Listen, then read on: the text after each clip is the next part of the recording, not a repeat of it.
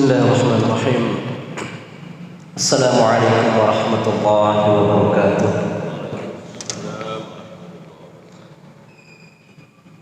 Alhamdulillah.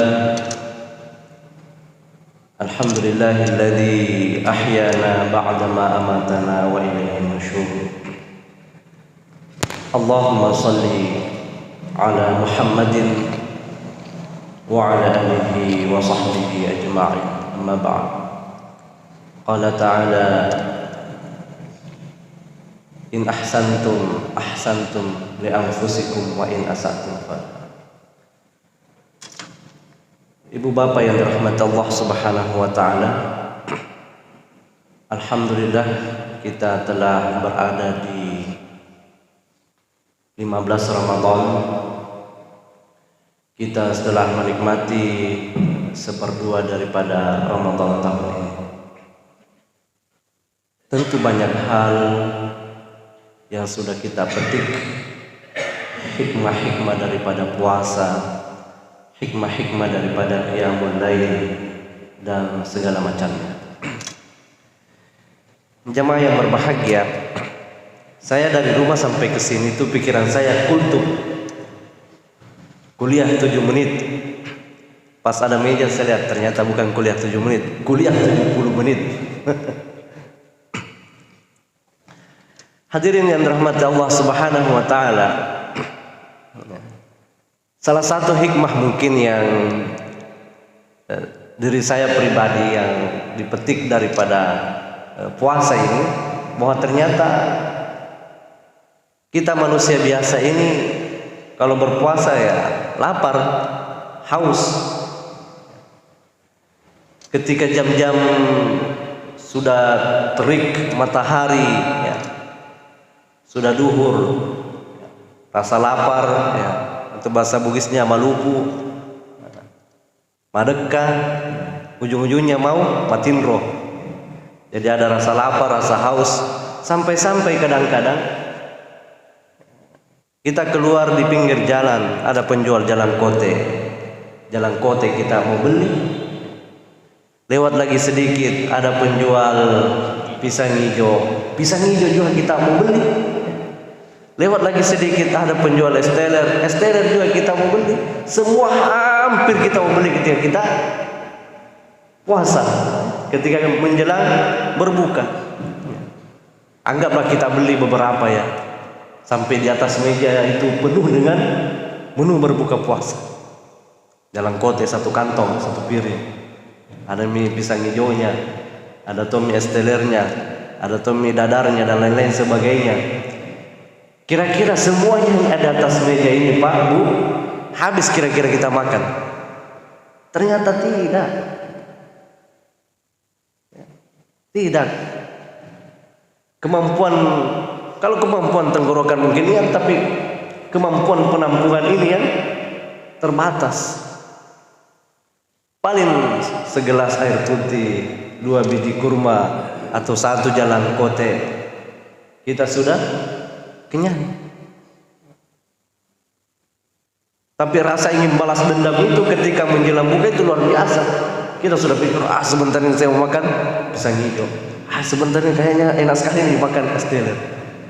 Ujung-ujungnya setelah minum air putih segelas, alhamdulillah, dhahabal dhama' wa batallatil uruq.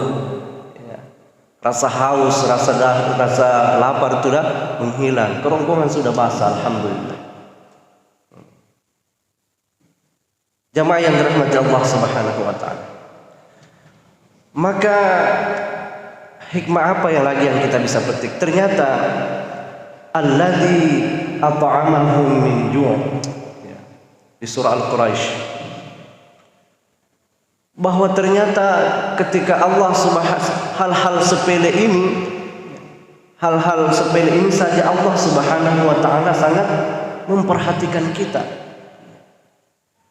Bahwa seberapapun uang yang ada di dompet kita, yang ada di rekening kita, sekuat apapun tenaga dan fisik kita, ketika Allah Subhanahu wa taala tidak memberikan kita makanan, maka sungguh kita akan menjadi lemah, bahkan akan menjadi ujung-ujungnya akan menjadi bangkai. alladzi at'amahum min ju', bahwa ternyata Allah Subhanahu wa taala, siapa itu Allah Subhanahu wa taala? Alladzi at'amahum min ju'. Dialah Allah zat yang memberikan engkau makanan ketika lapar. Maka orang yang beriman ketika sudah merasakan bahwa betapa luar biasanya lapar ini dan betapa Allah Subhanahu wa taala sangat memperhatikan hambanya, maka kata Rasulullah sallallahu alaihi wasallam dalam sahih Bukhari, inna Allaha la yarda 'anil 'abdi. Jadi inna itu sesungguhnya, la juga itu artinya sesungguhnya. Jadi betul-betul, sungguh betul-betul, ya begitu mungkin terjemahannya. La yarda, Allah Subhanahu wa taala ridha. Ya. Apalagi kira-kira di atasnya kalau Allah Subhanahu wa taala sudah ridha kepada kita. Radhiyallahu anhum wa radu'an. Allah sudah ridha, kita juga sudah ridha, maka fadkhuli fi ibadi wadkhuli jannati. Inna Allaha la yarda 'anil 'abdi. Sungguh betul-betul Allah Subhanahu wa taala ridha kepada hamba. Ayyakulal aklata, yang jika dia makan suatu makanan, fayahmadahu Allah biha, orang itu senantiasa bertahmid kepada Allah Subhanahu wa taala, memuji Allah Subhanahu wa taala. Ya Allah, alhamdulillah, hamba ini tidak ada apa-apanya kalau Engkau ya Allah Subhanahu wa taala tidak memberikan kami makanan. Au yashriba syarbata, atau ketika dia minum segelas air umpamanya, fayahmadahullah biha, dia juga memuji Allah Subhanahu wa taala. Maka Syekh Mutawalli Sya'rawi, salah satu dosen luar biasa di Mesir, itu mengajarkan setiap tegukan diucapkan bismillahirrahmanirrahim, setiap mau minum diucapkan bismillahirrahmanirrahim, dan setiap selesai satu tegukan mengucapkan alhamdulillah. Ya, betapa luar biasanya Allah Subhanahu wa taala. Karena uang belum tentu banyak orang, umpamanya banyak uangnya di rekening, tetapi dia tidak mampu memberi makanan. Ada tiba-tiba gempa yang biasa kita lihat di layar televisi, sampai orang berebutan makanan, padahal uang banyak, tetapi Allah Subhanahu wa taala tidak mengizinkan waktu itu untuk memudahkan memberikan makanan kepada mereka. Fayahmadahullahu biha, kita senantiasa mentahmidkan Allah Subhanahu wa taala, mengucapkan kalimat alhamdulillahirabbil alamin. Jemaah yang dirahmati Allah Subhanahu wa taala, maka di Ramadan ini kata Rasulullah sallallahu alaihi wasallam yang diriwayatkan oleh Anas radhiyallahu anhu, bahwa Ramadan yang penuh berkah ini adalah bulan yang penuh kesantunan, bulan sosial. Man fattara fihi shaiman, siapa orang yang memberikan menu buka puasa kepada orang yang berpuasa, kana lahu maghfiratun lidzunubi, maka orang tersebut akan mendapatkan ampunan dari Allah Subhanahu wa taala dari segala dosa-dosanya.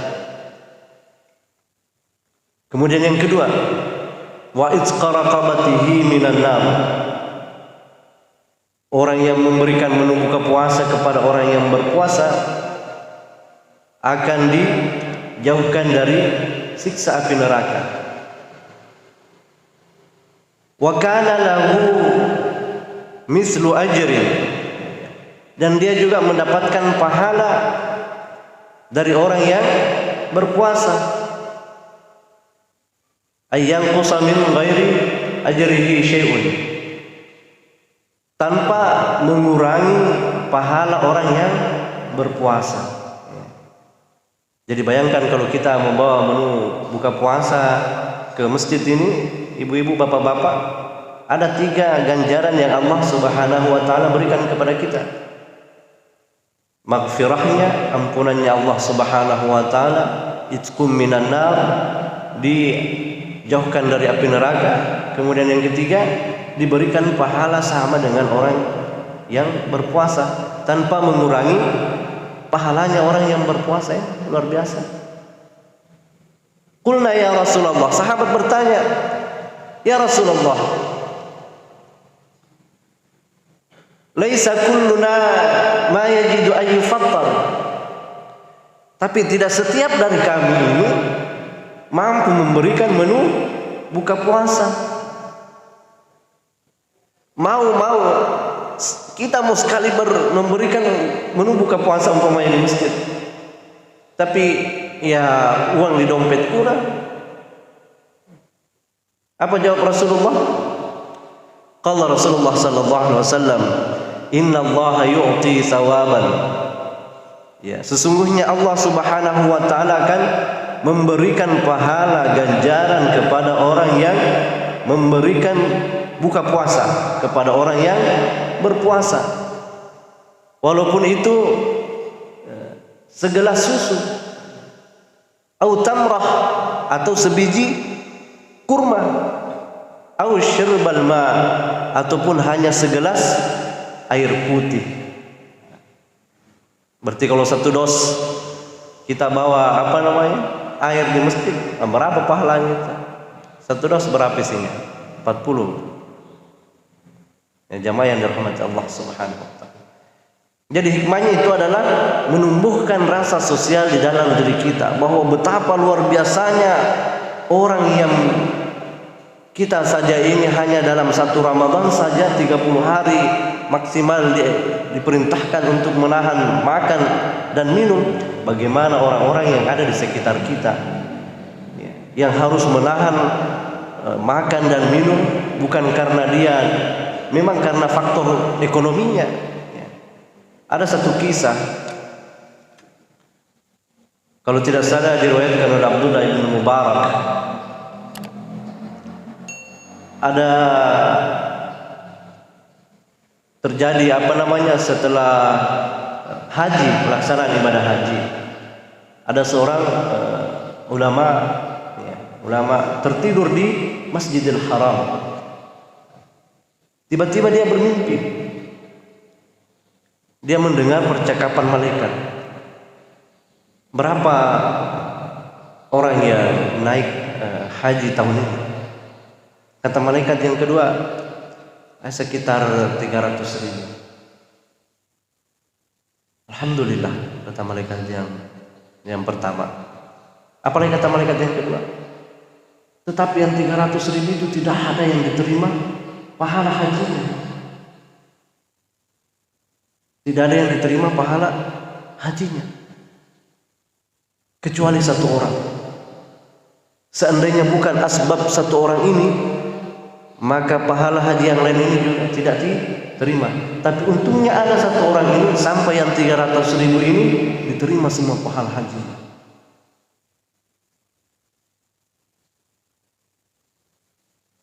Siapa namanya katanya? Abdullah bin Mubarak. Dia tinggal di Syam atau Syria sekarang. Padahal dia tidak ke tanah suci. Maka ketika terbangun syekh ini, dia ke Suriah. Di pinggir dia cari Abdullah bin Mubarak, dia cari. Sampai dia menemukan di pinggir-pinggir kota. Tanya sama syekh, antum Abdullah bin Mubarak? Ya.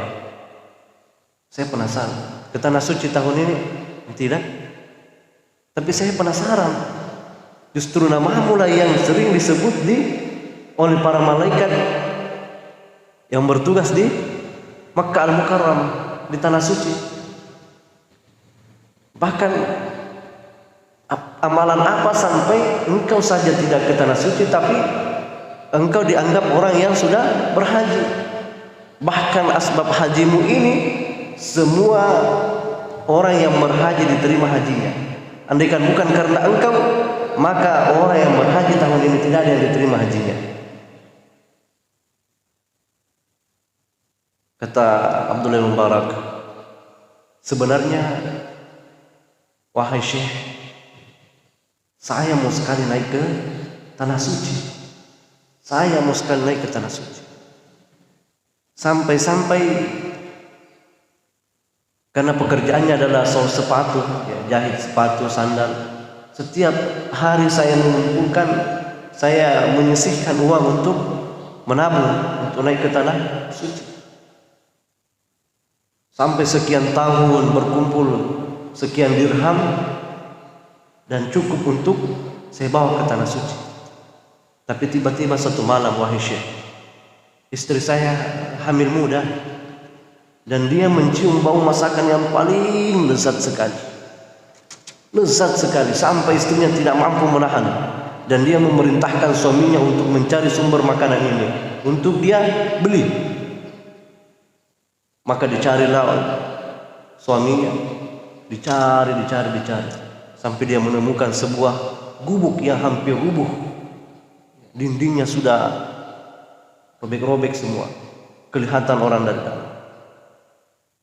Maka orang tersebut memberi salam, "Assalamualaikum warahmatullahi." Dijawablah orang dari dalam. "Ada apa?" katanya. Maka orang tersebut mengatakan, "Istri saya lagi hamil muda dan dia mencium bau masakan ibu. Barangkali bisa diberikan sedikit ya untuk menghilangkan rasa apa setelah ngidam itu." Kata orang yang ada dalam gubuk ini, "Tidak, saya tidak akan berikan. Saya tidak bisa berikan." Kenapa tidak bisa diberikan? Kalau bisa saya beli, biar sedikit saja, ya, setengah mangkuk kalau bisa, tidak bisa satu mangkuk. Tidak bisa, wahai Syekh. Makanan ini halal buat kami sekeluarga, tetapi haram buat Tuhan. Makanan ini katanya halal untuk kami, tapi tidak untuk Tuhan. Haram untuk Tuhan, katanya. Wah, kenapa bisa? Kalau apa yang dihalalkan Allah untukmu, tentu juga halal untuk kami. Kata perempuan tua itu, "Wahai Syekh, kami sudah berhari-hari tidak makan. Bahkan hampir kami mati gara-gara tidak makan. Hingga suatu ketika anak saya menemukan kambing yang sudah mati, sudah menjadi bangkai. Itulah yang kami makan, yang kami masak baru kami makan. Ini makanan halal buat kami secara darurat, tetapi tentu haram buat Tuhan."